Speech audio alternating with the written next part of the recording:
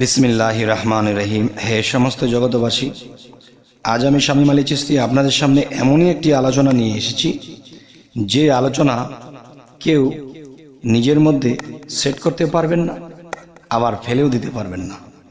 যারা ফেলে দেবে তারা বোঝেননি, আর যারা রেখেছে তারা হয়তো বোঝেননি, আর যারা বুঝে শুনে এটাকে শ্রবণ করেছে এবং জ্ঞানের সাথে মিলিয়েছে তারাই একমাত্র বলবে যে হ্যাঁ ঠিক আছে। আচ্ছা, আজকের আলোচনাটি কি হবে যে আল্লাহ শব্দের অর্থ কি? আল্লাহ শব্দের অর্থ ফাঁকা। তাহলে এটা কেমন কথা?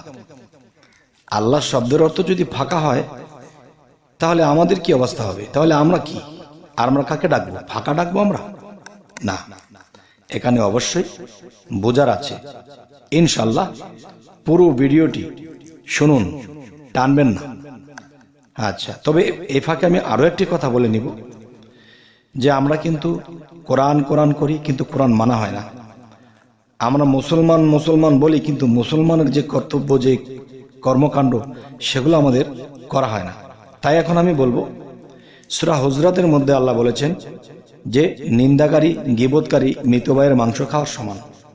অবশ্যই নিন্দা গীবত করব, কিন্তু যার সামনে যাব, যে এগুলা বলেছে, খারাপ কিছু বলেছে, তার সামনে গিয়ে তাকে বলবো, কিন্তু আগে পিছিয়ে বলবো না। গীবতকারী মৃত ভাইয়ের মাংস খাওয়ার সমান। অবশ্যই আল্লাহ একথাও বলেছেন যে অবশ্যই তোমরা মৃত ভাইয়ের মাংস ভক্ষণ করিতে চাও না। আচ্ছা, তো এবার আসবো যে আল্লাহ শব্দের অর্থ ফাঁকা হয় কিভাবে। দেখেন, আল্লাহ শব্দের অর্থ এবং আল্লাহ নামটি যদি আমরা শুদ্ধ করে বলতে চাই তখন কি হয়? আল্লাহ আল্লাহ, তার মানে আল্লাহ মানে আলো, আল্লাহ আলোকিত। দেখেন, আপনার ঘরে একটা লাইট জ্বলছে, কিংবা আকাশে একটা সূর্য উঠে আছে, আলো দিচ্ছে। এখন যে আলোটি দেখতে পাচ্ছি, এই আলো কি কখনো বক্সে ভরে রাখা যাবে? এই আলোটি কি কেউ বেঁধে রাখতে পারবে? তাহলে এটাকে বাঁধা যায় না। যেরকম বাতাস আমরা দেখা যায় চোখে দেখি না, তাহলে আলো আলোকিত হয়েছে এটা আমরা চোখে দেখছি, কিন্তু আলোকে বেঁধে রাখা যায় না, আলোকে ভরে রাখা যায় না। তাহলে বাতাসের মধ্যে আমরা হাত নাড়াচাড়া করছি, অনুভব করছি বাতাস, কিন্তু আলোটাকে আমরা তখনই বুঝতে পারি যে আলো প্রসার দেখা যাচ্ছে, কিন্তু এই আলোটাকে বন্দি করে রাখা যায় না। তাই আমি বলবো যে আল্লাহ মানে আল্লাহ মহা আলোকিত। তাহলে এই আলোটাকে ধরা যায় না, ছোঁয়া যায় না, এই আলোটাকে বক্সে ভরে রাখা যায় না, বেঁধে রাখা যায় না। তাহলে বোঝা গেল কি? তাহলে বোঝা গেল আলোটা ফাঁকা। আচ্ছা, তাহলে আমরা যদি কখনো বলি সূর্যের দিকে তাকিয়ে, সূর্য তো আলোকিত, সেটার দিকে তাকিয়ে যদি বলি আলো আলো কিংবা আলো আল্লাহ আল্লাহ, যদি আমরা শুদ্ধ ভাষায় আলোকে ডাকি, আলো কিন্তু কখনোই সাড়া দেবে না। তাহলে আলো যদি কখনোই সাড়া না দেয়, তাহলে আমরা কাকে ডাকছি? আলোকে ডাকছি। আলো কি কখনো সাড়া দেবে? না। আল্লাহ কি বলেছে?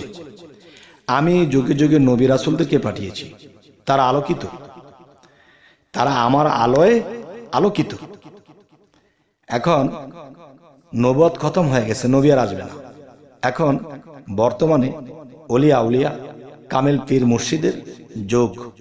সেই আলোকিত একজন মানুষের কাছে যখন আমি যাব, তখন আমরা সেখান থেকে আলোর প্রসার নিয়ে আসতে পারবো। যেমন একটি কথা হলো, দেখেন যে আলো যে একটা বিষয়, যদি কোনো কুপিতে বা কোনো মোমের মধ্যে জ্বালানো থাকে, সেখান থেকে আমি শত শত আগুন, শত শত কুপি, শত শত মোমের বাতি আমি জ্বালিয়ে আনতে পারবো, সেই আগুন থেকে কখনোই কমবে না।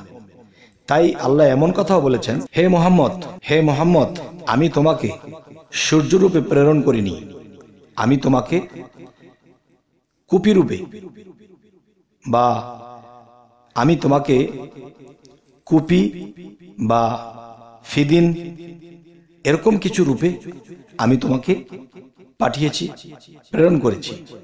এখন তোমার থেকে জ্ঞানের আলো, জ্ঞানের প্রসার মানুষ পাবে। তোমার থেকে আগুন জ্বালিয়ে জ্বালিয়ে নিয়ে যেতে পারবে, কিন্তু তোমার নিজের আগুন কখনোই কমবে না। তাই আমি বলবো, হে সমস্ত জগতবাসী, যে আমরা আল্লাহকে ডাকবো। সারা জীবন আলো আলো বলে আমরা জীবন কাটাবো, আলো কখনো আমাকে সাড়া দেবে না। তবে সাড়া দেবে কে? আলোকিত যিনি, আলোকিত যিনি, তিনির মধ্যে আল্লাহ যিনি, তিনি বিরাজমান। তখন সেই আলোকিত মানুষ নবী হতে পারে, রাসূল হতে পারে, পয়গম্বর হতে পারে, একজন কামেল মুর্শিদ হতে পারে, আল্লাহর ওলি হতে পারে। তাহলে সেখান থেকে আমরা সেই আলোটাকে জ্বালিয়ে আনবো, এবং যার মধ্যে আলোকিত যে মানুষটি, তার মধ্যে আল্লাহ বিলীন হয়ে আছে, আল্লাহ মিশে আছে। আমরা যদি সেই লোককে মানি, তাহলে সেই আল্লাহকে মানা হবে। আমরা যদি সেই ব্যক্তিকে মুর্শিদ রূপে মানি, তখন কি হবে? যে তিনি আমাকে জ্ঞানের প্রসার দেবে, তিনি আমাকে যে জ্ঞান দেবে। আচ্ছা, তাহলে জ্ঞান কিন্তু একটা আলো, একটা হলো সূর্যের আলো, একটা হচ্ছে জ্ঞানের আলো। তাহলে জ্ঞানের আলো যদি আমরা আনতে চাই, তাহলে নবুয়াতির যুগেরা নবী যারা ছিল তারা কিন্তু সাহাবাদের মধ্যে জ্ঞান বিতরণ করেছে। ঠিক বেলায়েতের যুগে একজন কামেল ওলি আউলিয়া, কামেল মুর্শিদ, তিনিও কিন্তু জ্ঞান বিতরণ করছে, জ্ঞানের আলো, যিনি আল্লাহর জ্ঞানের আলোতে আলোকিত হয়েছে। আচ্ছা, তখন আমরা যখন সেই কামেলের কাছে যাব, তখন তিনির কাছে আমরা সেই জ্ঞানের আলোটাকে পাব, এবং তার মাধ্যমে আল্লাহ অনেক কিছু করে। যেমন আল্লাহ কি বলেছে, যে একটা উসিলার মাধ্যমেই আমি একটা কিছু করি। আল্লাহ যদি চাইতো সারা বিশ্ব ব্রহ্মাণ্ডের মধ্যে কোনো নবী রাসূলের প্রয়োজন নেই, আমি একাই 100, তাও পারবে। পারে যদি, তাহলে আল্লাহ নবী রাসূলদেরকে, ওলিয়া ওলিয়াদেরকে কেন ফিটিং করলেন, কেন দিলেন, কেন প্রেরণ করলেন? যে আলো তোমরা কখনো ধরে রাখতে পারবে না, ভরে রাখতে পারবে না, বেঁধে রাখতে পারবে না। তাই তোমাদের কাছে আমি আলোকিত মানুষ পাঠিয়েছি, যার কাছ থেকে তোমরা সেই জ্ঞানের আলো নিতে পারবে। এবং তোমরা যদি একজন নবী রাসূলকে সেবা করো, মানো, তাহলে আমি আল্লাহকে মানা হয়। যদি কোনো ওলিয়া আউলিয়া, কামেল মুর্শিদকে তোমরা মানো, তাহলে সেটা আমি আল্লাহকেই মানা হয়। কেননা আমি তার মধ্যেও বিরাজ আছি।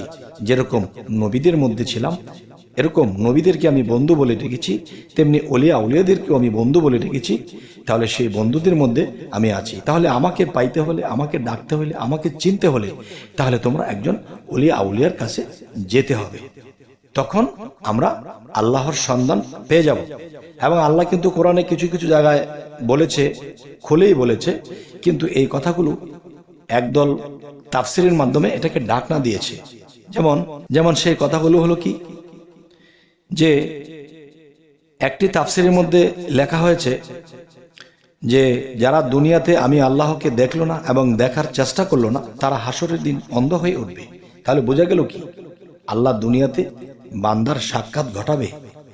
আচ্ছা, এই তাফসিরটিকে অন্য আয়াতে বা অন্য কোরআনে যখন আমি যাই, তখন সেখানে পাওয়া যায় যারা দুনিয়াতে অন্ধ, আখিরাতেও তারা অন্ধ। এই যে কথার দ্বন্দ্ব, তাহলে বলে লাভ নেই, মন্দ কপালে যা আছে তাই পেয়েছি।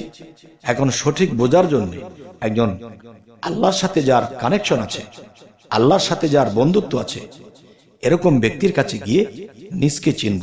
যেমন একটি কথা বলা আছে, মান আরাফা নাফসাহু ফাকাত আরা রাব্বাহু, অর্থাৎ যে নিজেকে চিনতে পারে সে তার রবকে চিনতে পারে। তাহলে বোঝা গেল কি, আমি জন্মান্তরে নিজেকে হারিয়ে ফেলেছি। কে আমি আমাকে জানি না, চিনি না। তাই একজন আল্লাহর ওলির কাছে যেতে হবে। তিনি আল্লাহর পরিচয় আছে, আল্লাহর সাথে সম্পর্ক আছে। আমি এমন ব্যক্তির কাছে গেলে তখন আমার আপনারও সম্পর্ক হয়ে যাবে। তাহলে কি হবে? তখনই আমরা পূর্ণ আলোর প্রসার আমরা আল্লাহ থেকে পাবো, সেই ওলি আউলিয়ার উছিলাতে। তবে হে সমস্ত জগতবাসী, আমি কিন্তু একটি কথা লিখেছি থামলেনের মধ্যে, আল্লাহ শব্দের অর্থ কি? ফাঁকা। দেখেন, আমি কিন্তু কিছু কিছু জায়গায় এই কথাটিও বলেছি যে আল্লাহ শব্দের অর্থ ফাঁকা। তাহলে ফকির শব্দের অর্থ কি? ফকিরিল্লাহ মিন ইন্নি ফকিরিল্লাহ, যে ফকির শব্দের অর্থ ফাঁকা। তবে দুইটি ফাঁকা কিন্তু এক নয়। যে ফকির যিনি মূলত অরিজিনাল ফকির যারা যে ভিক্ষা করে খায় এদেরকে ফকির বলা যায় না, এরা এতিম মিসকিন, এরা কিন্তু ফকির না। ফকির শব্দের অর্থ ফাঁকা। তার মানে কি ফাঁকা?